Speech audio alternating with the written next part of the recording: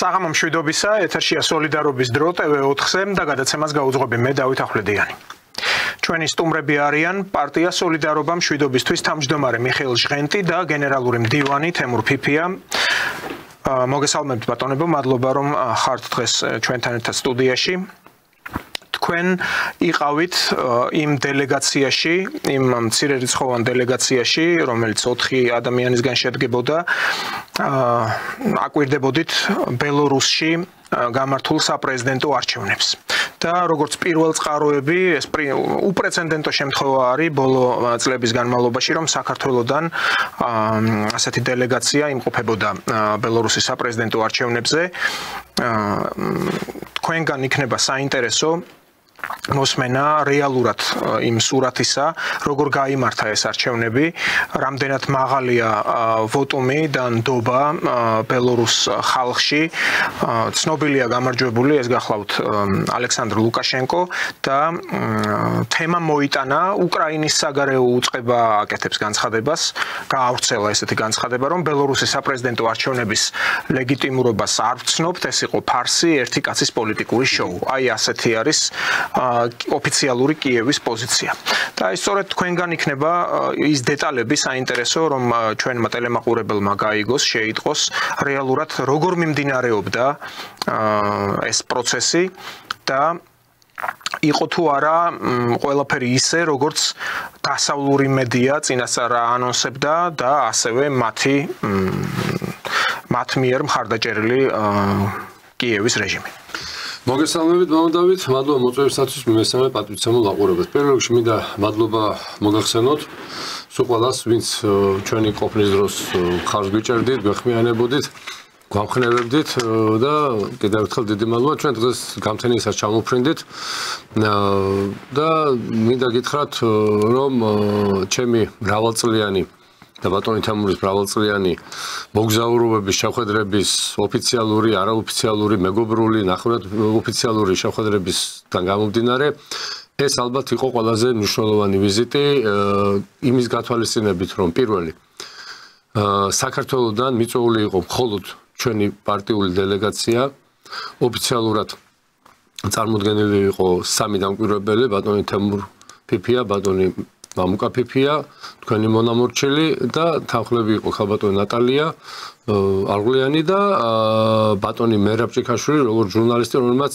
პრაქტიკულად წარმოუდგენელი შრომა გასწია იმისთვის, ჩვენ თავის კოლეგებთან, სტუდიის თანამშრომლებთან, ბატონ ზვიად ასათიანთან, მარიამ ცარუღაშვილთან და ცოტნე მარღიასთან ერთად და მე მინდა პირდაპირ ეთერში მადლობა გადაუხადო და ეს ძალიან დიდი შრომა გაიწია, რომ ჩვენ მოსახლეობას აი ამ უმნიშვნელოვანესი ვიზიტის შესახებ ქონდა ინფორმაცია.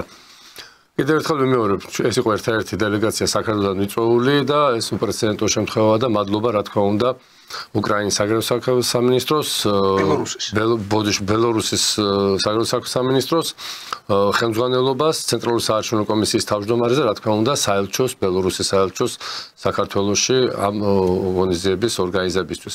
ასევე მინდა დავძინო, რომ ჩვენ უახლოეს პერიოდში გვექნება უკვე უფრო ფართო გადაცემა მომზადებული იმ ვიზუალური მასალით, რომელიც წამოღებულია და საჭიროებს მის დამუშავებას და უფრო ფართოდ ვისაუბრეთ. დღეს რა ისიც შეიძლება, ეს არის საკმაოდ დიდი გამარჯვება მთლიანად ბელორუსი ხალხის, იმიტომ რომ ძალიან მძიმე ვითარებაში ქვეყნისთვის გარდამტეხი იყო 20 წლის არჩევნები და იმ არჩევნებმა აჩვენა, რომ საფრთხე ჯერ კიდევ იყო და მე მინდა მიულოცო ამ ხალხს, მისი პრეზიდენტის ბატონ ლუკაშენკოს თამადობით ის დიდი მიზნების ასრულებული მიზნების გამრავლება, რომელიც მათ აქვთ, ჩვენ ვნახეთ უპრეცედენტო ერთობა ხალხის და ხელისუფლების დაწყებული პატარა ბავშვი და დამთავრებული ასაკოვანი ადამიანები, რომლებიც ხელჯოხებით საკმაოდ ასაკის შესულები მოდიოდნენ საარჩევნო უბნებზე, თუმცა შეეძლოთ სახლში გამოეძახათ გადასატანი ყუთი და იქ მიეცათ ხმა, მაგრამ ეს იყო ერთი დიდი ზეიმი. ჩვენ არა რამდენიმე ათეული ინტერვიუ ქონდა ამ პერიოდში მიცემული და მინდა გითხრათ რომ აი ის განწყობა რომელიც არის და არავინ არ მოატყუოს ის რომ ის ხალხი ძალით იყო მიყვანილი ან ვიღაცის შიშით ამ ხალხმა დაინახა ბელორუსმა ხალხმა დაინახა რამხელა საფრთხეს აცდნენ აი 30 წლის განმავლობაში და სხვა შორის დაანჩეს ბატონი თემური მოგახსენებს და აი ეს დიდი მადლობა კიდევ ერთხელ ყველას. კი ბატონო, თემურ გავრცელებულია ესეთი სტერეოტიპი ბოლო პერიოდში. საქართველოშიც აქვს ამას ადგილი, რომ წარმოაჩენენ ბელორუსიას და ბელორუს ხალხს რაღაც ჩრდილოეთ კორეის მაგვარ მაგალითს. ოღონდ ყველას ავიწყდება, რომ ბელორუსი არის სახელმწიფო, რომელიც პირდაპირ ემიჯნება ევროპას. და უпростоრო თავადაც ევროპული სახელმწიფოა, მე ვგულისხმობ იმ ძველ ევროპას, რომელიც ახლა პოზიციონირებს ევროკავშირის სახით. და ბელორუსმა ხალხმა ყველაზე კარგად იცის დასავლური ultramemარჯვენეობის, ultranაციონალიზმის საფრთხე თუ როგორ გამოიყურება. ვინაიდან ეს არის ერთ-ერთი ქვეყანა, რომელმაც პროცენტულად იწვნია ყველაზე დიდი უბედურება მეორე მსოფლიო ომის დროს. ფაშისტური გერმანიის. კი ბატონო. პირველ რიგში ჯერ ერთი ჩრდილოეთ კორეაში თუ რა მდგომარეობაა და როგორ ცხოვრობს ხალხი, ამაზე ძალიან ცუდი, ძალიან არასწორი ინფორმაცია ვრცელდება. ეს არის ინფორმაციული ომის შედეგი. ჩრდილოეთ კორეას თუ ვინმე ზადარებენ, რომელი ქვეყანა სრულიადაც არ არის ცუდი. იქიდან გამომდინარე, ჩვენ გვაქვს გარკვეული ინფორმაცია, რეალური სურათი თუ როგორ ცხოვრობს ხალხი ჩრდილოეთ კორეაში. ეს ერთი, ეს შენიშვნის სახე. რაც შეეხება ბელორუსიას, ბელორუსი ეს არის პრინციპულად განსხვავებული საზოგადოებრივი სტრუქტურის ქვეყანა, სადაც ოლიგარქები და კაპიტალისტები კი არ მართავენ ქვეყანას სოციალურ პოლიტიკურ პროცესს, არამედ სახელმწიფო მართავს. ქვეყანას სოციალურ და პოლიტიკურ პროცესს, მათ შორის ბიზნესმენებს და მათ შორის უმსხვილეს ბიზნესმენებსაც მათ რესურსებს. ერთი საერთო მიზნის მისაღწევა და საერთო მიზანი და მთავარი მიზანი იქ არის ადამიანი. ზუსტად აი ამ სტრუქტურამ, აი ამ დამოკიდებულებამ, აი ამ პოლიტიკურმა და ეკონომიკურმა კურსმა გაიმარჯვა 26 იანვარს აი ამ არჩევნებზე. როცა ერთპიროვნულად მოიგო ალექსანდრე ლუკაშენკომ. ლუკაშენკო არის პიროვნება, რომელიც განსაზღვრავს მთავარი სუბიექტური ფაქტორი, რომელიც განსაზღვრავს აი ამ პოლიტიკას, რასაც ქვია სახალხო საზოგადოება, სახალხო რესპუბლიკა, სახალხო ქვეყანა. მე შემეძლია რამოდენიმე ციტატა მოვახსენო მაყურებელს. ლუკაშენკოს ერთ-ერთი მთავარი წინასაარჩევნო გამოსვლიდან თუ მოგცნოთ საშუალებას დათო. ეს არის წინადღეს არჩევნების წინადღეს მთავარი გამოსვლა, სადაც შემოგთავაზებთ რამოდენიმე ამონარეს. ეს უკაცრავად სანამ დაიწყებთ, ეს ასეთი მაღალი პოლიგრაფიით გამოდის პერიოდული გამოცემები ბელორუსში? კი, პერიოდული გამოცემები, ეს ბელარუს სევოდნია, ეს გაზეთი ბელარუს სევოდნია. ერთ-ერთი დამოუკიდებელი გაზეთია, საკმაოდ ძველი გაზეთი ყოფილა, общеполитическая газета ქვია, 1927 წელს არის გამოსული. ხო, ай, первый цитата.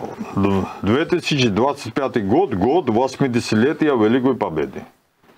Как достойные наследники советского народа, народа-победителя, мы сделаем все, чтобы в Беларуси был мир, было тихо, спокойно и обязательно стабильно. თემურ ეს თუ მაინც თარგმნოთ ვინაიდან მარეგულირებული 2025 წელი არისო დიდი გამარჯვების 80 წლის თავი და აღნიშნავს, რომ ჩვენ ვართო საბჭოთა ხალხის ღირსეული მემკვიდრეები. ჩვენ ბელარუსული საზოგადოება ვართო საბჭოთა ხალხის ღირსეული მემკვიდრეები. ეს არის აი ეს განცხადება გაკეთებული მისი გამოსვლის თავშივე. ეს ძალიან ნიშანდობლივი განცხადება. Შემდეგ, мы сохраним главное диктатуру порядка, справедливости, добра и уважения к человеку, Преждевсего человеку труда. ესეც თუ შეიძლება ვთქვათ, მარეგულირებელს აქვს წესები, მე რომ არ მოგივიდეს საყვედური. ჩვენ თავარს შევინარჩუნებთო. წესრიგის დიქტატურას. ანუ ამ სიტყვას არ ერიდება, იმიტომ რომ ყველა მას უწოდებს დიქტატორს, უწოდებენ ევროპის ბოლო დიქტატორს, ეს სახელი აქვს შერქმეული. დიახ, დიქტატორი ვარო, ამბობს ეს კაცი, მაგრამ ჩვენ ვართო წესრიგის დიქტატურის მომხრე, მაგრამ რომელი წესრიგის და როგორი წესი, ისეთი კი არა, როგორც მიხეილ სააკაშვილის ჰქონდა. არამედ წესრიგისა, რომელიც გულისხმობს სამართლიანობას, სიკეთეს და ადამიანისადმი პატივისცემას. და აკონკრეტებს პირველ რიგში შრომელი ადამიანის მიმართ პატივისცემას. აი ასეთი წესრიგის დიქტატურას უჭერთო მხარს.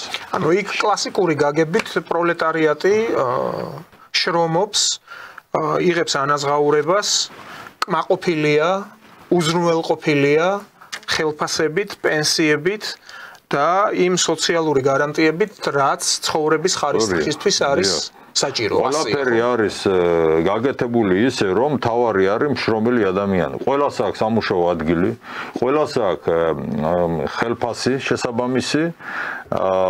მე არ ვამბობ, რომ ესეთ ხელფასებია, როგორც დაუშვათ ჩვენთან რო აქვს ბიუროკრატიას. ან ევროპაში დაუშვათ მაღალ ეშელონებში ვინც არის და ძალიან დიდ ფენას. მაგრამ რადგანაც ყველა მუშაობს ოჯახში და ფასები არის დაბალი, კვების პროდუქტებზე დაუშვათ, მეორე მხრივ ძალიან ხარისხიანი კვების პროდუქტებია, დაბალი არის კომუნალურ მომსახურებაზე. ფასები აქედან გამომდინარე, იქ ფულს ძალა აქვს, როგორც იტყვიან ხოლმე. და ყველას აქვს საშუალება, თვითრეალიზაციის საშუალება. შემდეგი ციტატა. Наша жизнь – это равные возможности для всех. Равные возможности. Это общество справедливости. Мы будем опираться на порядок и безопасность нашего общества. Мы обязательно, я это вам обещаю, построим страну для людей. Даже если меня не будет, вы ее постройте. Потому что вы уже многое сделали. Но это подчеркиваю. Будет общество возможностей. ესე იგი, აქ ამბობს იმასთან დაკავშირებით, რომ ჩვენ ვართ საზოგადოება, სადაც ყველას ექნება თანაბარი შესაძლებლობა. იმის მიუხედავად, ბევრი ფული აქვს იმას თუ ნაკლები ფული აქვს. და მეც რო აღარ ვიყო ამ ქვეყანაში, ჩვენ მაინც აი ამ ესე იგი, აი ესეთ სამართლიან საზოგადოების აშენებას თქვენ გააგრძელებთო და თქვენ ააშენებთ. ეს იყო მთავარი გზავნილი, რომელიც ლუკაშენკომ გაუგზავნა ბელარუს ხალხს და ბელარუსმა ხალხმა რა თქმა უნდა აირჩია. მე კიდევ ერთხელ მივაქცევ ყურადღებას, აქ ლუკაშენკოში არა, მთავარი ლუკაშენკო კი არა, ის არის საზოგადოებრივი პოლიტიკური კურსი, რომელიც აღებული აქვს ბელარუსიას ბოლო 30 წლის მანძილზე ლუკაშენკოს ხანძარში. ბატონ მიხეილ, თქვენ თუ უშუალოდ აკვირდებოდით ამ არჩევნებს, თუ გამოიკვეთა და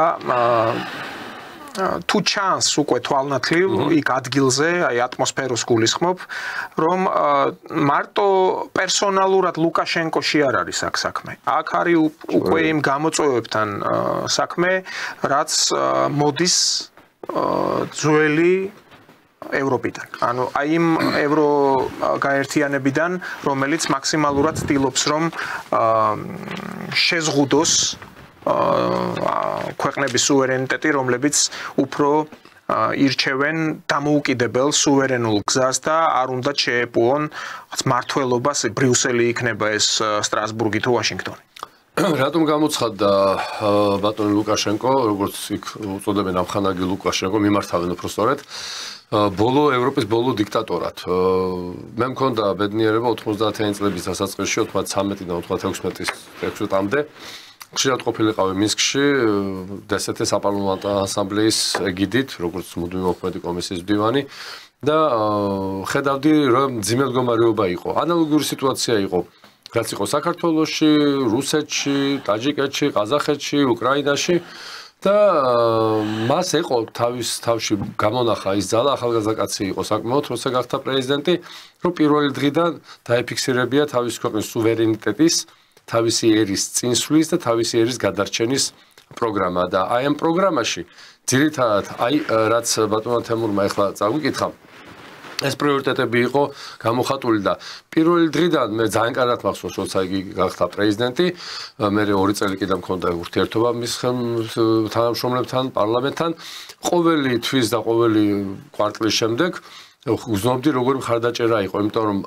არც თვითონ იპარავდა არც სხვა საპარიებდა ეს ნებისმიერ დონეზე იყო დასული და როდესაც ადამიანი ხედავს და როცა ქვეყანაში მოსახლეობის ყველა ფენას ერთნაირად უჭირს დაწყებული პრეზიდენტი დამთავრებული უბრალო მუშამდე მაშინ ადამიანი მეტნაკლებად მშვიდად არის ემოციური მდგომარეობა მისი არ არის მძიმე იმიტომ რომ როცა გაჭიროება არის ყველას გაჭიროებაა მაგრამ როდესაც გაჭიროებაა და ერთი დადის 200,000-იანი მანქანით და ყოველ დღე შედის ეგრეთ წოდებულ მაღაზიაში არ დავასახელებ სახელს სადაც 350 და 250 ლარი ღირს 1 კილო ძეხვი ან რაღაც პროდუქტი და მეორეს აშეულია ლარნახევრიანი ან 1 ლარიანი მაკარონის ყიდვა აი აქ არის ერის ტრაგედია და სწორედ ამ თანასწორობაზე იყო აგებული მისი გამარჯვება, მისი წინსვლა და ხალხის გვერდში დგომა.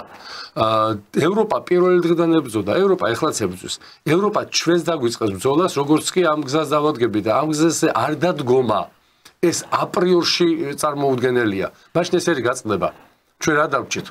კაპიკები დავჭით, ბოდიში, აპატიეთ ახლა ერზე არ უნდა თქვა ესე, მაგრამ დავჭით იმის ნახევარი მე ზუსტად ნახევარი ვარ დარჩენილი რაც ვიყავით ეს აღწერები კი ბატონო ჩატარდება მაგრამ რეალური სურათი სხვა გვექნება რომელიც არის ხო ამიტომ დიქტატურა და ევროპამ თავის ქვეყანაში მიხედავენ დიქტატურას მაბატეთ პედერასტიის დიქტატურა რო დამყარდა ბოლო 30 წლის განმავლობაში და აი რო ყარს მაპატიეთ ევროპა გუშინ წინ 6 ნახევარზე მოგვიწია გასვლა სასტუმროდან და 6 ნახევარზე იხსნება მეტრო 6-15 ეკლდა უკვე ავტობუსის გაჩერებებზე ხალხი იდგა და მიდიოდნენ სამსახურში და არავის აი ამ 4 წლის განმავლობაში მე დაღვრემილი, გაბრაზებული, მოჩხუბარი, ვიღაცაზე წაკინკლავებული არავინ არ გვინახავს. რაც შეეხება სისუფთავეზე ზედმეტი ალაპარაკი ჩვენი ვაგზალი იცით ყველა მდგომარეობაშია გასაგები ბაქანი და მიმდებარე ტერიტორია ავედით ნახეთ უბრალოდ აი კუთხეებს ვათვალიერებდით კუთხეებს კაი დიასახლის რომ მოწვევენ სახლს კუთხეები დაათვალიერო აი გეგონება ეს გარდა იმისა რომ მენტალობაშია ერი მიეჩვია და ერი ამაყობს თავისი მდგომარეობით ერს უყვარს თავის ჰიმნი ერს უყვარს თავის დროშა ეს უყვარს თავის ხელისუფლება იმიტომ რომ ის არის მისთვის ეხლა მოდით ეს რამე შევთანხმდეთ სოფლიოში არ არსებობს ხელისუფლება სადაც ჩინოვნიკი ოდნავ მეტი ასე ვთქვათ შეღავათებით და სიკეთ არ სარგებლობდეს მაგრამ იმ ჩინოვნიკს არჯერ მეტი დატვირთვა აქვს თქვენ მოგეხსენებათ კომუნისტების დროსაც კი აკადემიკოსების და მინისტრების ოჯახებში იყვნენ დიასახლისი ქალბატონები, რომლებიც ეხმარებოდნენ ოჯახს. მაგრამ ეს არ ნიშნავდა, რომ ესენი იყვნენ მაპატიეთ გაგსუებულები, იმიტომ რომ ამ ადამიანის ყოფა უნდა მორგებული ყოფილიყო, მისი შრომა უნდა ყოფილიყო მორგებული მის ყოფაზე, ის რომ მიდიოდა სახლში დაღლილი აკადემიკოსი იყო თუ მინისტრი იყო, მას აღარ უნდა ეფიქრა იმ წვრილმანებზე, რომელსაც ქვია ყოფითი საკითხები. თუმცა ეს ბევრი არ იყო, მაგრამ მაინც იყო, ხო? ანუ მატერიალურად კარგად ყოფნა და მატერიალური სიკეთე ეს არაა დანაშაული. დანაშაულია ის, რომ როცა ჩინოვნიკი იღებს მატერიალურ სიკეთეს, ის იღებს ძარცვის და მეორე ადამიანის და ხშირად კოლექტივების გაუბედურების ხარჯზე. რასაც აი ამ ქვეყანაში პრაქტიკულად ვერ ნახავდა. აქ რო ეძახიან ამბობენ უბრალოდ რომ უკრაინიზაცია, ბელარუსიზაცია უნდათო. ბელარუსიზაცია საქართველოს თვის იქნება წამალი. და კიდევ ერთხელ ვიმეორებ უკრაინა წამომსდა. უკრაინაში იყო ამის საშუალება. უკრაინა ხალხი 90-იანი წლების დასაწყისში ანალოგიური გზაზე დამდგარიყო. მაგრამ იქ არ გამოჩნდა ადამიანი და ბატონო თამურმა კარგად იცის პიროვნების როლი ისტორიაში. ამ შემთხვევაში პიროვნების როლი ბელარუსის ისტორიაში გახდა გადამწყვეტი. აი აქედან გამომდინარე. ჩვენ შეგვიძლია საათობით ვისაუბროთ, იმდენი შეხვედრა იყო. 10-ობით შეხვედრა იყო და მეგონია ინტერვიუები 50 ინტერვიუზე მეტი გამოგვივიდა ერთად ბატონმა მუკაფიფიას, ბატონ თემურ ფიფიას და მე არ დარჩენილა ტელევიზიები, უცხოური, რუსული, ადგილობრივი, ვისთანაც ჩვენ არ ქონდა კონტაქტი და კიდევ ერთხელ მინდა აღვნიშნო, რომ ეს იყო ჩვენი არ მარტო ჩვენი პარტიის, არამედ ჩემი პირადად მრავალწლიანი საქმიანობის ყველაზე წარმატებული ვიზიტი. კი, მედიას და პრესას რაც ეხებოდა, საკმაოდ ბევრი საერთაშორისო როგორც ტელევიზიების, ასევე სააგენტოების წარმომადგენლები იყვნენ, ასევე ეს გამოჩნდა იმ პრესკონფერენციაზე, რომელიც ლუკაშენკოს პრესკონფერენციაზე, იქ აი ამ ცნობილ ჟურნალისტს, ბრიტანელ ჟურნალისტს უპასუხა იმ კითხვებზე, რომელიც მასაც უხებდა, თუ როგორი იქნებოდა, ვთქვათ, ტრამპის პრეზიდენტობა და ლეგიტიმაციის ცნობა ბელორუსისთვის, საკმაოდ ისეთი გამჭრიახი და მოქნილი პასუხი ჰქონდა ლუკაშენკოსაც. ეს ერთი. მაგრამ აი თემურ ისეთი საინტერესო მომენტები წამოჭრა ბატონმა მიხეილმა, მაინც მიუხედავად იმ მრავალმილიარდიანი ინიექციებისა, რაც დაიხარჯა უკრაინაში ულტრანაციონალისტური ხელისუფლების ხელისუფლებების მოყვანაში დაწყებული ჯერ კიდე იუშენკოდან ყველაზე აქტიურად აი როგორც ჩვენთან შევარდნაძე ჩაანაცვლა სააკაშვილმა.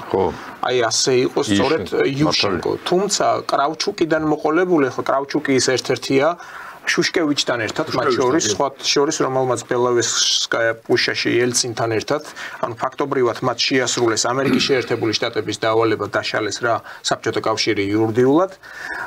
კრავჩუკიც იყო ასეთი ულტრანაციონალისტური მიდგომით გამსჭვალული პიროვნება. და შევარდნაძეს რატო ვადარებ? ის ცდილობდა რუსეთთან როგორც ძველი გამობრძმედილი პოლიტიკოსი ორ სკამზე მჯდარიყო. თუმცა დასავლეთმა იუშენკოს სახით მოიყვანეს იქაური სააკაშვილი. მართალია ომამდე ეს არ მისულა მაშინ ტერიტორიებს 2004-ში მოიყვანეს და 10 წელი დაჭირდა იმისთვის რომ 2014-ში ფაშისტური ხელისუფლება მოიყვანეს. აი ზუსტად ისევე დაიწყეს განათლების სისტემის ნგრევა. მაქსიმალურად დაიწყეს უკრაინიზაცია, თუნდაც ეს ლიტერატურის, გრამატიკის, მეტყველების ყველაფრის ან მაქსიმალურად უკრაინელების გადაყვანა ამ ტალღაზე, რამაც ეს სავალალო შედეგები მოიტანა. და რატო ვსვამ ამ კითხვას?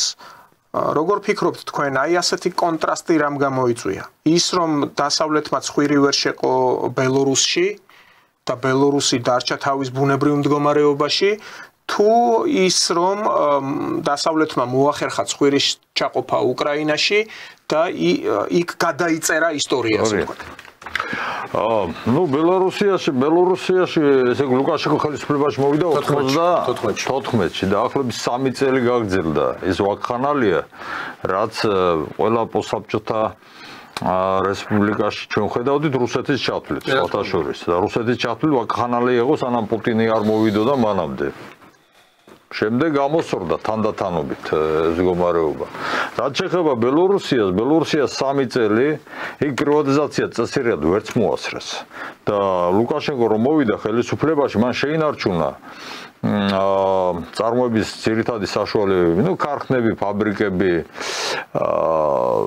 მეურნეობები, მსხვილი მეურნეობები, კოლექტიური მეურნეობები, მისი ბაზით, შესაბამისი ბაზით არ გაყიდა, არ გაანიავა, მაგრამ ეს იმას არ ნიშნავს, რომ ამ ბიზნესს არ მიცა საშუალება, რომ იქ ემუშავა. ბიზნესი დღეს მუშაობს იმაში, ბელორუსიაში, უბრალოდ ბიზნესს თავისი ჩარჩოები აქვს. იქ და ამ ჩარჩოების ფარგლებში ის წარმატებით ეწევა საქმიანობას. მაღალ ტექნოლოგიური და უშუალოდ ბიზნესები არის შემოსული, რესტორნებია კერძო და ბევრი სხვა რამ პარალელურად. აი სამედიცინო მომსახურებაშიც კი არის. აი ჩვენ ხო ვამბობთ, რომ აქ სახელმწიფო საკუთრებაა, მაგრამ ჯანდაცვის სფეროშიც არის კერძო სექტორი.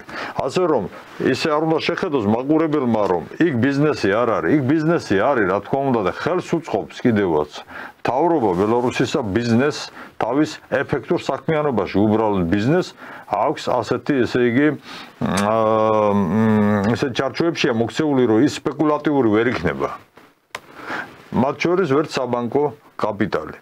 და მე მინდა ახლა ამოსაჭრელადაც კარგი იქნება ვაჩვენო აი ესა და თქვა ასეთი რაღაცა მოკლედ რომ ეს კაცი ამ კაცმა იმიტომ გაიმარჯვა ალექსანდრე ლუკაშენკომ რომ ეს არის როგორ შრომელთა მოსახლეობის შრომელი უმრავლესობის პრეზიდენტი ყველას პრეზიდენტი, ექიმების, მასწავლებლების, მეშახტეების, მემანქანეების, მეტროს თანამშრომლების, ესე იგი სახელმწიფო სტრუქტურებში მომუშავე ხალხის და ყველა მოქალაქის პრეზიდენტი, ასევე ბიზნესმენების პრეზიდენტიც, რომელიც მუშაობენ ბელორუსიაში, ბელორუსული საზოგადოების კეთილდღეობისათვის. და ამიტომ გაიმარჯვა ალექსანდრე ლუკაშენკომ, იმიტომ რომ იქ არის საზოგადოება, რომელსაც განსაზღვრული აქვს გარკვეული პარამეტრები, რომელსაც მან უნდა მიაღწიოს და ეს პარამეტრები ემსახურება ადამიანის, კერძოდ კი შრომელი მოსახლეობის ინტერესებს. ამიტომ გაიმარჯვა ლუკაშენკომ მიხა. რაც შეეხება თქვენ შეკითხვას, და თუ რა თქმა უნდა, ბელორუსიამ თავიდანვე დაიცვა თავის სუვერენიტეტი. ანუ მან რო აირჩია თავისი კურსი, სოციალ-ეკონომიკური კურსი, იმ კურსის შეცვლის საშუალება არ მისცა დასავლეთს. არ მისცა პირველ რიგში იქიდან გამომდინარე, რომ ცელობები იყო ძალიან ბევრჯერ და მაგრამ არ დაექვემდებარება. სააკაშვილის გაპრეზიდენტებისთანავე შეიქმნა ქართველ ეგრეთ წოდებულ დეპუტატთა და აქტივისტთა დიდი ჯგუფი, რომელიც უნდა გამგზავრებულიყო ბელორუსში ლუკაშენკოს ჩამოსაგდებად. კი, ფერადი ეგრეთ წოდებული გადატრიალების იქვე აღკვეთეს მომენტალურად აეროპორტშივე. მაგრამ ეკონომიკურ სფეროშიც მან არ შეუშვა ბელორუსიაში ეს საერთაშორისო ესე იგი დაწესებულებები, როგორიცაა საერთაშორისო სავალუტო ფონდი, მსოფლიო ბანკი, აზიის განვითარების ბანკი და ასე შემდეგ, რომლებიც აქ შეიძლება დადებითი როლს ასრულებენ დაუშვათ აზიის განვითარების ბანკი გარკვეულწილად, მაგრამ თავისი პირობებით შემოდიან. კერძოდ მათი მთავარი პირობა არის პრივატიზაცია და აქედან გამომდინარე მან ეს სუვერენიტეტი, როგორც ეკონომიკური სუვერენიტეტი, ის სუვერენიტეტი, რასაც თქვენ ამბობთ, მან შეინარჩუნა. მთავარი რა არის? მთავარი ის არის, რომ იქ ყველაფერი ისეა გაკეთებული და მოწყობილი, ადგილობრივი წარმოება არის მაღალი დონის და ადგილზე იწარმოება პროდუქციის დიდი უმრავლესობა, რომელიც ბელარუსიას ჭირდება კვების პროდუქტების ჩათვლით და ექსპორტზე გააქვს თავისი პროდუქცია. რა თქმა უნდა, ევროპამ ჩაუკეტა ბოლო დროს და მანამდეც იყო ეკონომიკური ბლოკადა ჰქონდა გამოცხადებული ბელარუსიას. მაგრამ მაინც ახერხებდა იქ გაყიდვა, დაუშვათ ბელაზების გაყიდვას ახერხებდა. ძალიან მაღალი ხარისხის ელექტრომობილები, ესე იგი ელექტრული ავტობუსები გამოდის. ლიფტები გამოდის, ლიფტების ისტორია ცალკე ჩვენ უნდა ავიღოთ ამ თემაზე. საათების წარმოება შეინარჩუნა და ძალიან ბევრი ისეთი პროდუქცია გამოდის მაღალ ტექნოლოგიური, რომელიც წარმატებით იყიდებოდა და იყიდება ამჟამად სოფლიო ბაზარზე, მაგრამ თავარი ბაზარი ბელორუსიისა იმ ბლოკადის შედეგად. თორე ლუკაშენკო ახლაც თქვა, აი თქვენ რასაც ამბობთ, იმ პრესკონფერენცია ჩვენ გერმანიასთან ურთიერთობების წინამდე კი არა ვართო. პირიქით ჩვენ მომხრე ვართ, რომ გერმანიასთან აღვადგინოთო დაუშვათ გერმანიასთან, იქ გერმანელი ჟურნალისტი უპასუხა და ამიტომ იყო გერმანია აღებული. ურთიერთობების აღდგენის მომხრეები ვართ, მაგრამ საერთო ჯამში იძულებული გახადეს, რომ საექსპორტო ესე იგი პროდუქცია, ექსპორტი, არა, ბელარუსის თავარი საექსპორტო ქვეყანა, თავარი ბაზარი გამختارიყო პოსტსაბჭოთა სივრცე და რუსეთი. ექსპორტის 80% ბელარუსიისა არის რუსულ ბაზარზე იყიდება. კი ბატონო. და აქეთ SNG-ს ბაზარი. კი, ნუ ამასობაში კიდევ ერთი განცხადება გაკეთდა ამ რესპუბლიკელი ჯო უილსონის მიერ, რომელიც არის აგრეთვე ამ ჰელსინკის კომისიის თავმჯდომარე, პირდაპირ არ ვიცი ახლა რამ გააღიზიანა ისინი, მიუხედავად იმისა, რომ პერმანენტულად კეთდება ეს მწვავე განცხადებები საქართველოს მიმართ, ახლა კიდევ უფრო გრადუსი აწია და ევროკავშირსა და დიდ ბრიტანეთს მოვუწოდებ და სანქცირონ ბიძინა ივანიშვილი, მისი ოჯახი და ახლო მეგობრები. ესეთ განცხადებას აკეთებს ჯო ვილსონი. ბატონ მიხეილ, ნელა რო გადმოვიდეთ საქართველოს მიმართულებით, თქვენ როგორ ფიქრობთ? აი გუშინ იყო ეს თემა, რომლის მიხედვით ქართველ დიპლომატებს და ჩინოსნებს უკვე შეეზღუდათ დიპლომატიური პასპორტებით ევროკავშირში შესვლა, თუმცა ამის მიუხედავად იქ უნგრეთმა, როგორც ორბანმა, ასევე სიარტომ თქვეს, რომ არ ექნებათ ამის პრობლემა ქართველებს, ვინაიდან ისინი მაქსიმალურად დაიცავენ თბილისის ინტერესებს, ეს ერთი და გარდა ამისა, ევროსაბჭოს საპარლამენტო ასამბლეაში არის საუბარი, რომ უნდა შეეზღუდოს უფლებამოსილება ქართულ დელეგაციას. პაპუაშვილი ამბობს, რომ უпростоრ თეატრულუკიანმა თქვა მაპატიეთ, რომ თუ კი ეს არ მოხდა და ქართული დელეგაციის უფლებამოსილება სცნობენ, მაშინ ეს დიდი გამარჯვებაა. როგორც ჩანს, რაღაც იმედები აქვთ. თქვენ როგორ რა შეფასებას გააკეთებდით, თქვენი კომენტარი როგორი იქნება? ჩემი კომენტარი იქნება შემდეგი. როგორც დასავლეთი მიაღწევს იმას და ეს მოხდება ალბათ ერთ წელიწადში, შეიძლება უფრო ადრე პლუს მინუს.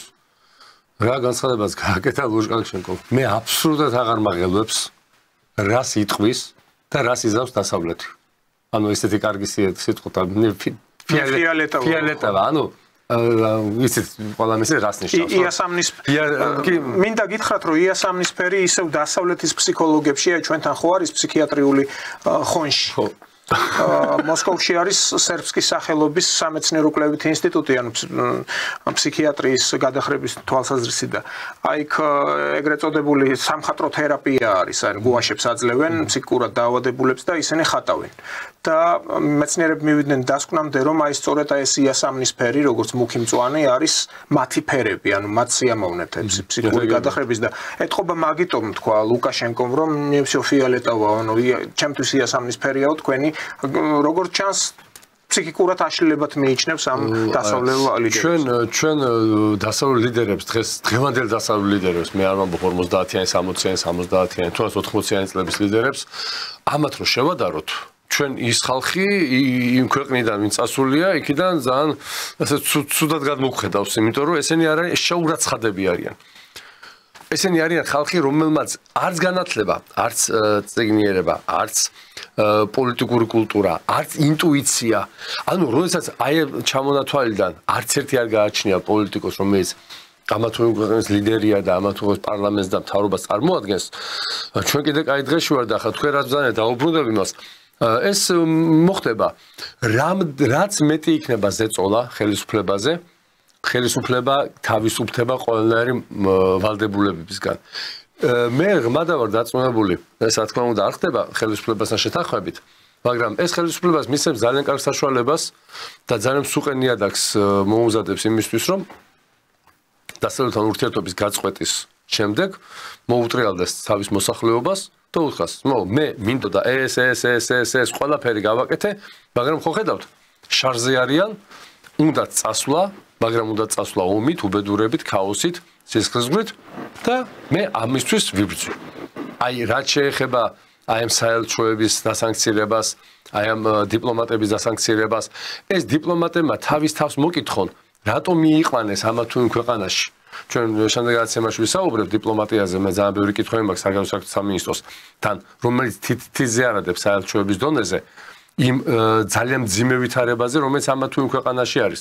მარტო ხელფასის მიღება და მარტო იქ ვისკის მიღებებზე არ არის საკმარის, სხვა მუშაობაა საჭირო, მაგრამ შენ როცა არ გზნობ შენი ქვეყნის ღირსეულ წარმომადგენელს და შენ თავს ვერ გზნობ იმათ და სულ დაკომპლექსებული ხარ, რომ შენ პატარა ქვეყანა ხარ, შენ არ ეგ ამის უფლება, შენ უნდა ჩუმად იყო. აი შედეგი ეს არის. ყველა მაწანწალა, ეგრეთ წოდებული პრახაძიმეცი ვისაც არ ეზარება მიდის მიკროფონთან და საქართველოს ხელისუფლებას მაშვება რა ქვია. ერვო პრახაძიმეცი. პრახაძიმეცი დავარებოთ თავი. ხო და აქედან გამომდინარე, ჩვენ გვაქვს ძალიან კარგი შანსი იმისი, რომ ძალიან ღირსეულა და ნებისმიერი, აი ხა ნებისმიერი ჩინოვნიკი რო შევხვდეს ჩვენ დასავლეთის ლიბერალური განწყობის დაახლოებით 15 წუთი დაგჭირდება ბატონ თემურს და მე დაუმტკიცოთ ის, რომ ისინი თვითონ მიდიან და მათ არ აქვს იმის სურვილი, რომ აქ მათ არაფერი აღარ და უყუროთ როცა საქართველოს დაკარგა ის ფუნქცია და დაკარგა საბოლოოდ რამდენიმე თვეში, რომ საქართველოს ვერ გახდება რუსეთის ამფეთქებელი, ფუნქცია დაკარგული საქართველოს მათ არ ჭირდებათ. რა სჭირდება ახლა საქართველოში ჩადე ბიუჯეტი, ტრაქტორი მოიყვანე, ის მოიყვანე, ეს მოიყვანე. რატო იყო საბჭოთა კავშირში ეს? საბჭოთა კავშირი საქართველოსთვის და პოსტსაბჭოური რესპუბლიკებისთვის ეს იყო ის მამოძრავებელი ძალა, რომელსაც უნდა შეექმნა მთლიანი მძლავრი პოლიტიკურ-ეკონომიკური სამეურნეო სქემა, რომ სასიცოცხლო ინტერესებში იყო დიდი საბჭოთა კავშირის აი ამ გვარი ეკონომიკის მოწყობა. თუმცა ხა თქვენ რა მნიშვნელობა აქვს თქვენ 50 კილომეტრში სადღაც სახლიდან პატარა ნაკვეთი რომელსაც არასდროს არ ჩახვალა, არ მიხედავ, ხო? ამას და რომელიც ის რომ ადრე თუ გერ მაინც სხვისი იქნება. საქართველოს დროებით გამოყენებისთვის ამ აპატიოს ჩვენმა ქართველებმა და ჩვენმა ქვეყანამ დროებითი გამოყენებისთვის გადაეცა დასავლეთს და ის რა დროებითი გამოყენებისთვის არის იმის მოვლა ნაქირავე ბინას გაცილებით უფრო სათუთად ექცევა დამქირავებელი, იმიტომ რომ ხალხს პუნქტებია ჩადებული თუ ეს გააფუჭა, ვიდრე იმ ბინას რომელიც არის ბისხოზნი, უპატრონო. აი უპატრონო ეკლესიას ჭინკები დაეპატრონენო. აი შფაკებით როგორც არის, ხო?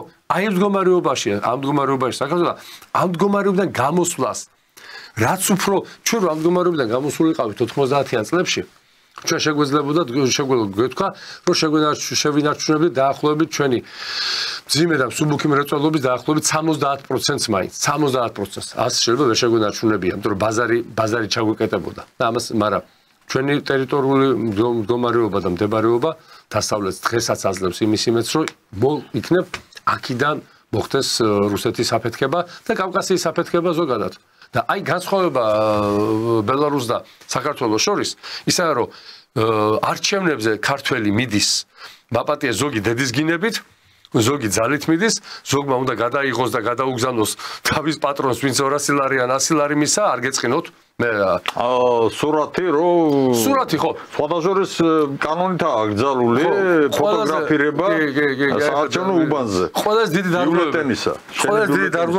დიდი დარღვევები რაც გამოვლინდა ბელორუსიაში მასე რა ქვია საარჩევნო პროცესში 600-მდე შემთხვევა დაფიქსირდა ბატონი კარპენკოს ინტერვიუს დროს ბრიფინგის დროს რომ მთელი რამდენი საარჩევნო უბანია 5900 საარჩევნო უბანია თუ არ ვწდები 600 შემთხვევა დაფიქსირდა როდესაც გადაიღეს და გამოქონდა და ანუ ბატონი კარპენკო ამბობს რომ ისიც იმდენიც ვერ დააფინანსესო ანუ რა თქმა უნდა ფინანსდებიან იქ კიდე არის იქ შეუმავალი საშუალებები შემოვლითი გზებით ფინანსდება ის პატარ-პატარა ნარჩენები შლახტურების დროს შესრულა ფეიალებები კი არის რა თქმა უნდა მაგრამ ისიც ვერ მოახერხეს რომ თითო უბნიდან თითო გაეტანათო ანუ 10% უბნიდან მოხდა გატანა კი არა გადაღება ну აი ეს იყო ყველა სერიოზული დარღვევა რომელიც ცენტრალურ საარჩევნო კომისიამ დააფიქსირა ეს ნიშნავს სახელმწიფოს ეს რატო რაღაცაზე ვამბობდი ვალენტემორ ხო როგორ მიდიოდნენ არჩევნებზე ეს იყო ზეიმი ეს იყო ყველას უხარო და არავის არ ედგა იქ არც კოორდინატორი ედგა იქ სიებით რომ არიქა ვინ რამდენი მოიყვანა და ვის გენიალური ის არის რა რასაკეთებდა ჯოკერს თამაშობო თამაზის 200 იმას და პასი რატო არ მოსულაო ანუ ანეკდოტის დონეზეა საქართველოში არჩევნები ეს ჩვენი ბრალი არ არის ეს ჩვენ დასავლეთმა მოგვახვია ეს 96 წელს რო დაიწყო ჟვანიას გუნდმა გაყალბების დედები და მამები რო ყავდათ ეს დასავლეთის მას ვიმკით ახლა რო კოორდინატორი დგას მოვიდა თუ არა მიშა მოვიდა თუ არა თემური იქ გოჭი აქვს მიტანილი კარტოფილია სიცხულია ველურების დონეზე ვარ დასულები ველურების დასულა და ჩვენ გვინდა დემოკრატია და ჩვენი ადგილი ევროპაში კი არა სააცავა იქ ნეტა იქ შევინარჩუნოთ ხო, ну აი დემოკრატიას რაც შეეხება, ეხლა იქ დონალდ ტრამპმა განკარგულება გასცა USAID-ს, რომელიც ამერიკელი ხალხის ფულია, ფაქტობრივად ეს ორგანიზაცია აუკრძალა დაფინანსება მთელ რიგ ქვეყნებში ამ პროგრამების რომელიც პრინციპში აქაც ფინანსდებოდა აქ საქართველოში და პარლამენტის თავმჯდომარე პაპუაშვილი გამოეხმაურა ამას და ანუ პრინციპში კარგი იქნებოდა თუ კი 2020 წლის არჩევნების დროს USAID-ის ფუნქციას და როლსაც ზეც გააკეთებდნენ განცხადებას, რომ მოგეხსენებათ მაშინ იყო ეს სკანდალი ხმების პარალელურ დათვლასთან დაკავშირებით და USAID იყო ამაში ჩართული, სადაც პრინციპში შავზე თქვეს, რომ თეთრიაო აქ ჩვენთან არჩევნების დროს. და ვერ იკადრებდება და ხო, ფაქტია, რომ აღმოჩნდა, რომ იკადრეს უბრალოდ, ეხლა საბოლოო ჯამში საბოლოო ესეთი პასუხი მათგან და უარყოფა ამისი არ ყოფილა. ითხოვდნენ ამ საკითხის გარკვევას. საქართველოს ხელისუფლებამ რამდენჯერმე დააყენა მის შესახებ საკითხი, მაგრამ პასუხი ჯერჯერობით არ ჩანს. თემურ, თქვენ როგორ ფიქრობთ ახლა, რაც შეეხება საქართველოს? გარდა უნგრეთისა და სლოვაკეთისა, პრემიერ-მინისტრი ფიცო თავად საქართველოს ხელისუფლება დგამს მთელ რიგ ნაბიჯებს, რომელიც არ შეიძლება ვთქვათ, სიმართლე არ აღიზიანებდეს დანარჩენ აი ევროპულ ქვეყნებში მოკალათებულ სოროსელებს, ასე ვიტყოდი, და ბრიუსელის ნომენკლატურას. აქ საკითხი ეხება იმ უზარმაზარ ინვესტიციას, რომელიც უკვე გაფორმდა, გუშინ იყო ამის შესახებ განცხადება გაკეთებული, პრემიერ-მინისტრის მეთაურობით დელეგაცია იმყოფებოდა არაბეთში. და 5 მილიარდ ნახევარზე, თითქმის 6 მილიარდიანი ინვესტიცია უნდა განხორციელდეს საქართველოში. Ფიქრობ, რომ ეს დასავლეთში არ მოეწონებათ. თქვენ როგორ ფიქრობთ ახლა, ეს არის თუ არა კარგი საქართველოსთვის, რომ თუნდაც აღმოსავლეთის ქვეყნებთან ხდება აი ამ რესურსების მოზიდვაზე ლაპარაკი და ინვესტირებაზე ამ ქვეყანაში? რა თქმა უნდა, ეს კარგია, როცა ინვესტიცია, ამხელა ინვესტიცია იდება ქვეყანაში, მაგრამ იცით რა არის ამხელა ინვესტიციაზე როცა მიდის საუბარი, ეს უნდა გახდეს საერთო სახალხო განხილვის საგანი. ჩვენ ხო არ ვიცით ზუსტად რა ინვესტიცია ეს. ეს მე მგონია მხოლოდ შენობაშია ჩადებული. არის ამ 6 რამდენი მილიარდია 5 რაღაცა, ხო? 6 მილიარდამდე. ამ 6 მილიარდიდან რამდენი არის დაუშვათ გათვალისწინებული იმისათვის, რომ აშენდეს შენობები. თბილისში და ბათუმში. თბილისში და ბათუმში ჩვენ შენობები გვაკლია? გონიოზე. რამდენია დაუშვათ აქედან დაუშვათ ტექნოლოგიებზე. შემოდიან მაღალ ტექნოლოგიური წარმოებები ჩვენთან? რომ პროდუქცია ვაწარმოოთ, მათ შორის საექსპორტო. აი აქ არის ეს გათვალისწინებული? რა თქმა უნდა, როცა ინვესტიციებზე საუბარი, ჩვენ აუცილებლად ეს ყველაფერი უნდა გავითვალისწინოთ. თუმცა საერთო ჯამში ეს იქნება, რა თქმა უნდა, აი ამ ხელისუფლების სტაბილურობის, გარკვეული სტაბილურობის გარანტია, რომ ის ფაშისტური ხელისუფლება არ მოვიდეს ხელისუფლებაში. მაინც მე მგონია, რომ ევროპის მე მგონია, რომ დარწმუნებული ვარ, რომ ევროპაში ისეთი მდგომარეობაა დღეს ამერიკას ჩვენ არ ჭირდებით, როგორც ბატონმა მიხეილმა თქვა, ევროპაში ძალიან მძიმე მდგომარეობა და ეკონომიკური პარტნიორი მათ არ ჭირდება. საქართველოს როგორც ეკონომიკური პარტნიორი მათ არ ჭირდება.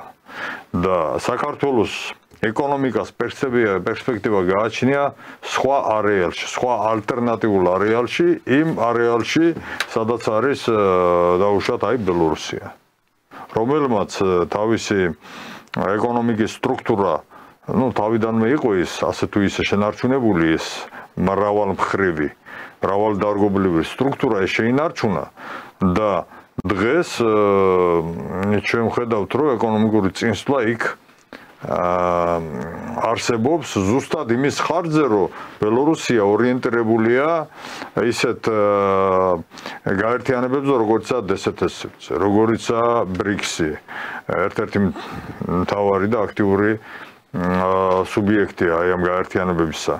და მან წარმატებით დაიპყრო რუსეთის ბაზარი, ყაზახეთის ბაზარი და ჩინეთთან ძალიან კარგი ურთიერთობები აქვს ბელორუსიას და მუშაობს წარმატებით ბრაზილია, უშუალოდ ვენესუელა, ერთი თქვით ალტერნატიული სივრცე ბელორუსიამ გამონახა და წარმატებით და ამიტომ არის რომ მას გააჩნია გარანტიები, ეკონომიკური უსაფრთხოების გარანტიები და შესაბამისად აქედან მას ბელორუსიას ასეთი ზეწოლის არ ეშინია, იმ ზეწოლისა, რომელიც მომდინარეობს აი ასეთი ორგანიზაციებისაგან, როგორიცაა USAID. და სხვათა შორის განსხვავება იმაშია, რომ აი ამ არჩევნებზე ჩვენსა და ბელორუსიას შორის, აი სუვერენიტეტი, ხო?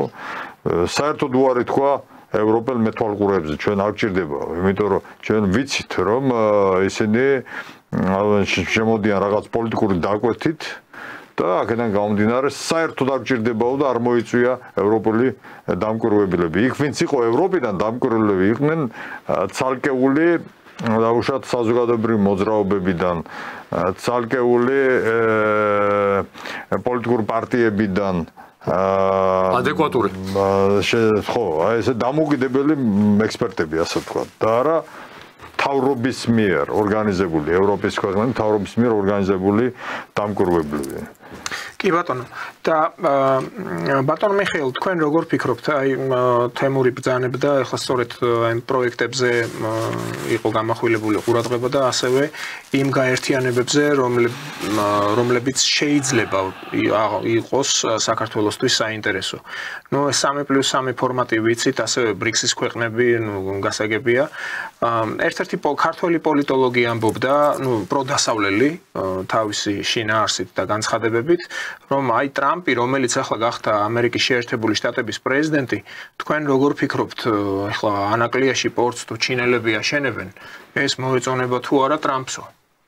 ან წარმოიდგინეთ, გარდა ამისა, ახლა შუადერეფნის საკითხში ჩვენ ლობირებას გვიწევს პრინციპში ვიქტორ ორბანი, რომელიც ჯერ კიდე ტრამპის გაპრეზიდენტებამდე მიიჩნევდა თავს მის პარტნიორად. აი აქ როგორ დგას საკითხი, ასევე გამოითქვა ეჭვი, რომ რუსეთი თუ პირდაპირ არა ირიბულად აი ჩინელების და აღმოსავლეთის ქვეყნების დახმარებით თუ გნებავთ იგივე არაბების გამოიყენებს საქართველოს აი ამ ფულადი რესურსების და საკუთარი ინტერესების გასაღრმავებლად.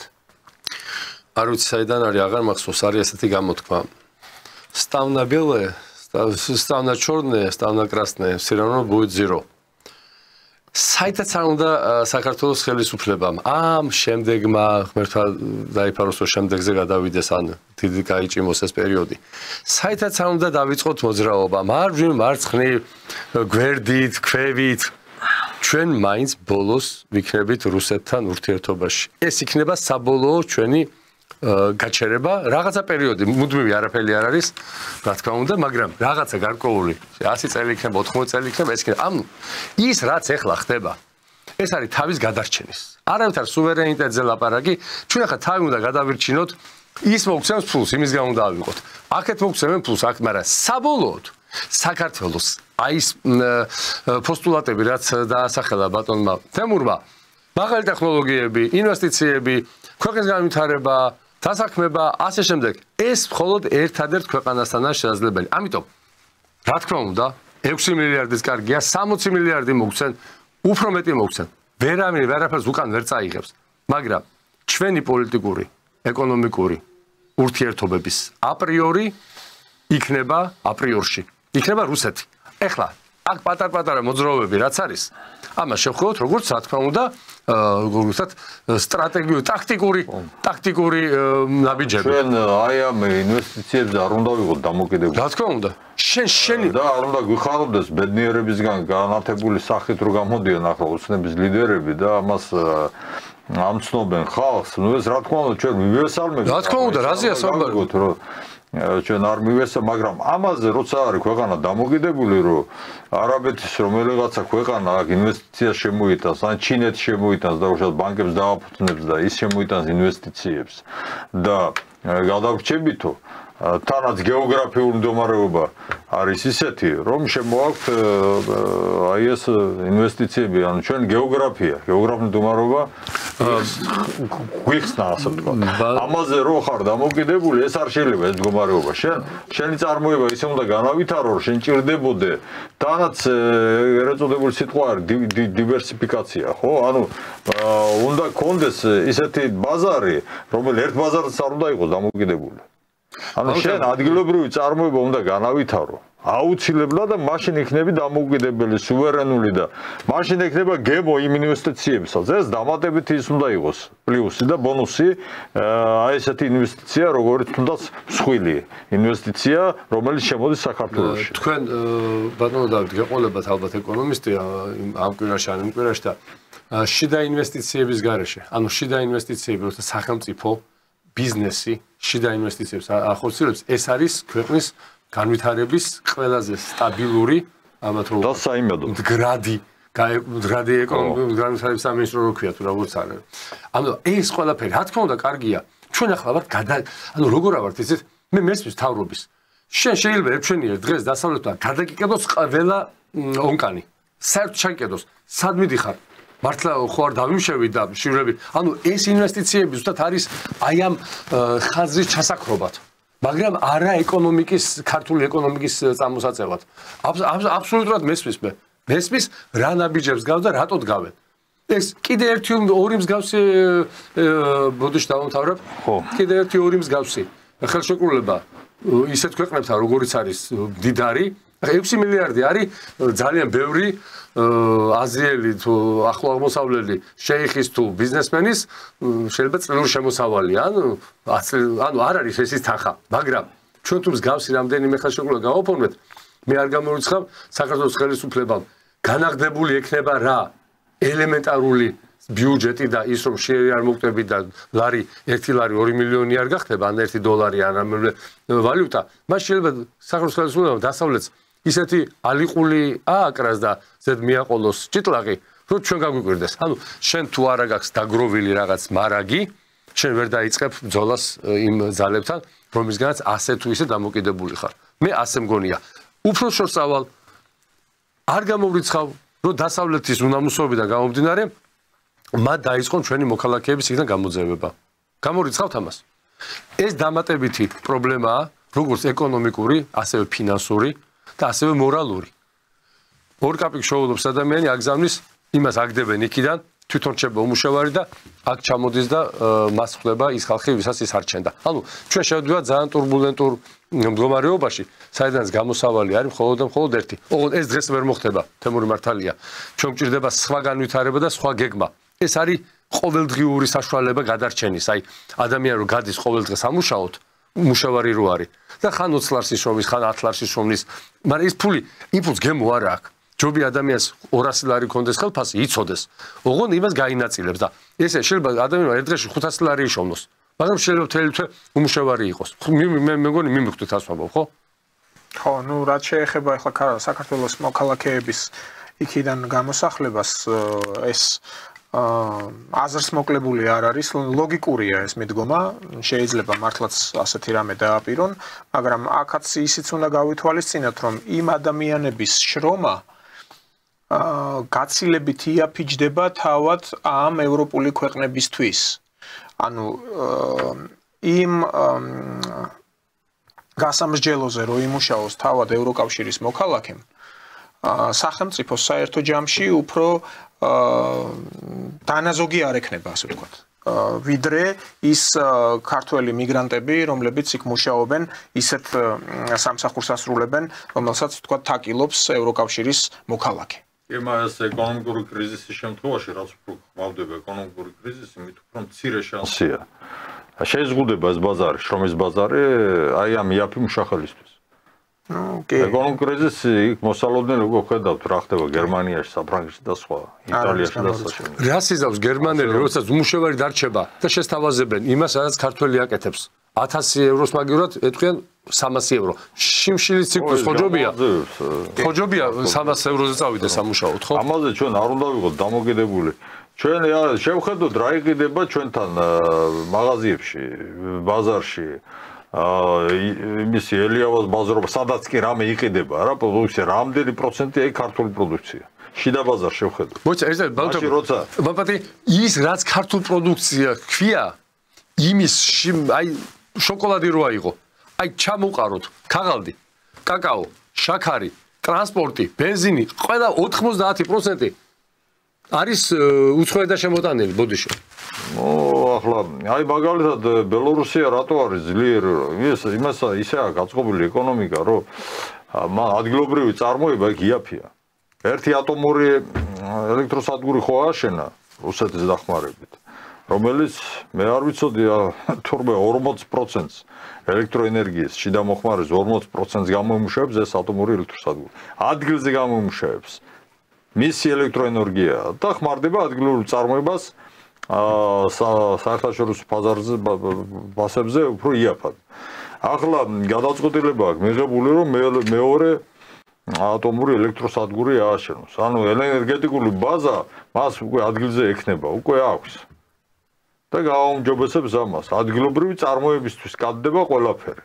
და ეს არის მრავალწლიანი გეგმის ფარგლებში. მრავალწლიანი გეგმის ფარგლებში. ჩვენ გვაქვს საერთოდ ეკონომიკური განვითარების გეგმა, რამდენი წლიანი გეგმა გვაქვს? ეს ბიუჯეტი ერთწლიანი, ეს ბიუჯეტი ჩვენი ბიუჯეტია რა, რომელიც არის ახლა 25 წლის, რომელიც მიიღეს დეკემბერში მიიღეს, ხო? ეს არ არის განვითარების გეგმა, ეს არის თვითგადარჩენის გეგმა. და ეს არის ბიუჯეტი, რომელიც თუ კარგად შევხედავთ, ეს არის იმ კერძო ბიზნეს სტრუქტურების მიერ ქვეყნის შეჭმის.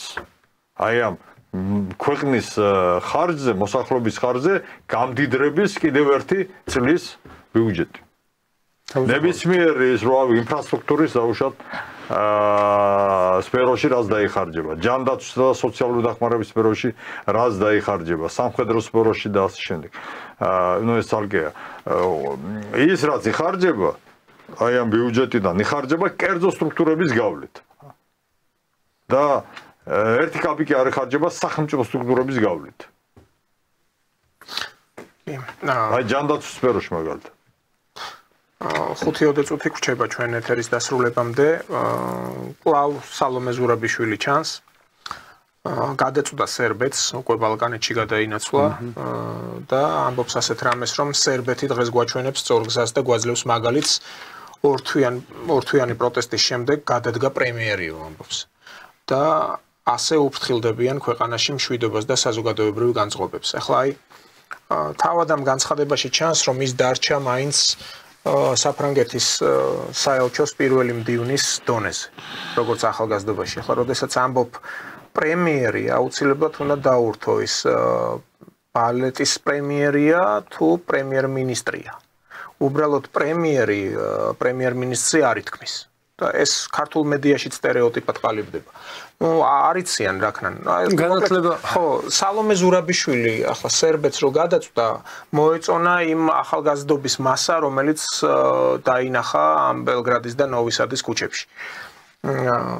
ეს ხალხი ტელემაყურებელი რო შეცდომაში არ იქნას შეყვანილი, ნოვისადში მე თავად ნამყოფი ვარ, ისტორიული და ძალიან ლამაზი ქალაქია. სხვათა შორის დღემდეა იქ ჩანგრეული ხიდი, რომელიც ნატოს დაბომბვის დროს მოხდა ყუმბარა და აი ქუჩებში დღემდე წერია რომ რატკომ ლადიჩი არის სერბეთის გმირი. ნუ ეს ისე გადახვევა.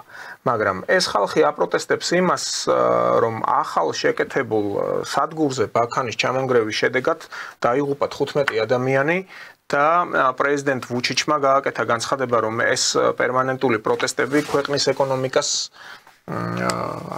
ანელებს, ანუ ხელს უშლის. და აი მილოშ ვუიჩიჩი პრემიერ-მინისტრი გადადგა ამ ტალღაზე და სალომე ზურაბიშვილს რა ეკითხება სერბეთში და რატომ მოყავს ეს მაგალითისთვის ეს არის დიდი გავიყავთ ორ წუთს რებუსი კი ბატონი თემური და მე კი ბატონო იმედი აი დავთვალიერე რომ უზეთ ეს ზარს უნდა შემოკრას ამავე რა ქვია იმედი გაუჩნდათ აი იქ თუ მოხდა აუ იქნება აქაც მოხდეს ეს უბედურები ეს მათხოვრები ეს ქალბატონი ბატონად თემა თქვა მადარჩაო რაღაც კონსულის დონეზე არა ბატონო ეს კონსული ეს ბოროტი ხალხია გაუხარდათ ხალხის ტრაგედიის შედეგად გადამდგარი პრემიერ-მინისტრი იქნებ მაგალითი გახდეს აქაც რაღაცა მოხდეს აქაც გადადგეს ოღონ გადადგენ და თუ კიდე ორი ხიდი ჩავარდნილა ეს სიმპტომატიურია რომ აი ხედავ იქნებ ჩვენთან აი ფეხბურთს თამაშობთ ბავშვობაში უყურებდით დინამოზე იქნებ ჩვენებაც იგივე გააკეთონ ეკარ ბიჭო დამთავრდა დამთავრებულია თამაში. მორჩა დასრულებულია, ახლა მთავარი გადასვლის მომენტია. და ამ ქალბატონს მე ერთი კითხვა მაქვს და ამით დავასრულებ დღევანდელ ჩემ გამოსვლებს. ბიჭო, გააძევეთ ეს ქალი. როგორც მავნებელი, მოკიდეთ ხელი, ჩასვით რაღაცაში, ან ქართულად როგორ ქვია ეს მიტლა. ცოცხლზე წამოსვით და გაუშვით და აღარ შემოუშვათ. რა პრობლემაა? რა ვიცი, მე ეს ახალი წინააღმდება მაქვს ხელისუფლებას, ცოცხლზე დასვით და გაუშვით და საზღვარზე აღარ შემოუშვა და თქვენს დაისვენებთ, ისის დაისვენებს. პატრონები ვერ დაავალებენ, ეტყვე გამომაგდესო და ჩვენს დავისვენებთ. ხო, აქ ერთი მომენტია, რომ შეცდომებს ხშირად უშვებენ, ახლა ერთხელ რომ ნახეს, რომ ამ ქალს მათი წარმოდგენით რაღაც ქარიზმა აღმოაჩნდა, შეიძლება ოპოზიციურ ლიდერად მაინც გამოგვადგესო და შემოუკრიბოთ მის გარშემო ეს რადიკალები, მაგრამ გათვლებში უჭირთ. ანუ ალგორითმი გათვლის აქვთ შესუსტებული. ეს როგორც ჩანს უკვე საერთო ევროპული პრობლემაა ამ ბოლო პერიოდში, თუ არ ვიცი თუ deep state-ის, ფაქტია რომ ახლა რენეგატიც არ მინდა ამ ქალს უწოდო, ვინაიდან ახლა ვიცით რომ მართლმადიდებელია ხსარებლობით ფეხზე გაიხადა და ვიდრე იქ ფარაონის ტბიდან ფეხიშველი მოდიოდა თამარის ჯვარი დაიკიდა, მაგრამ ხანუ კათოლიკურ ქვეყანაში მენტალურად იქ არის, ახლა არ მინდა რომ რაღაც ესე გამომივიდეს ვთქვათ, რელიგიური შუღლი არ დამწამონ კიდე. ყოველ შემთხვევაში, ამიტომ ამ რენეგატს ვერ უწოდებ, მაგრამ ის რომ ვიღაცის ფუნქციას, ვიღაცის დავალებებს ასრულებს, ეს ფაქტია. ერთი წუთი გვაქვს თემურ. პოლიტიკური კრიზისი მოსალოდნელი ადგილობრივი არჩევნები ახლოვდება. ასე რომ სალომე ზურაბიშვილისთან ავანტიურისტების ბოგინი კიდევ გაგრძელდება ქვეყანაში, მანამ სანამ ქართული ოცნება არ შეცვლის პოლიტიკას, ეკონომიკურ, სოციალურ პოლიტიკას და ეს პოლიტიკა არ იქნება ორიენტირებული მშრომელი მოსახლეობაზე. ანუ ბიზნესმენები და ბიზნესი და ბანკები კი არ უნდა იყოს მიზანი წარმოების საზოგადოებრივობაში რაც ხდება იმისი. ყველაფერს არამედ უნდა იყოს შრომელი მოსახლეობა. ბიზნესი უნდა ემსახურებოდა შრომელი მოსახლეობის ინტერესებს. მათ შორის. დიდი მადლობა. მადლობა თქვენ. გადაცემაში სტუმრობისთვის მე ტელემაყურებელს შევახსენებ, ჩვენი სტუმრები იყვნენ პარტია სოლიდარობა მშვიდობისთვის თავმჯდომარე მიხეილ ჟღენტი და გენერალური მდივანი თემურ ფიფია. ჩვენ შევხვდებით ხვალ 19 საათზე. მადლობა ყურადღებისთვის. ნახვამდის.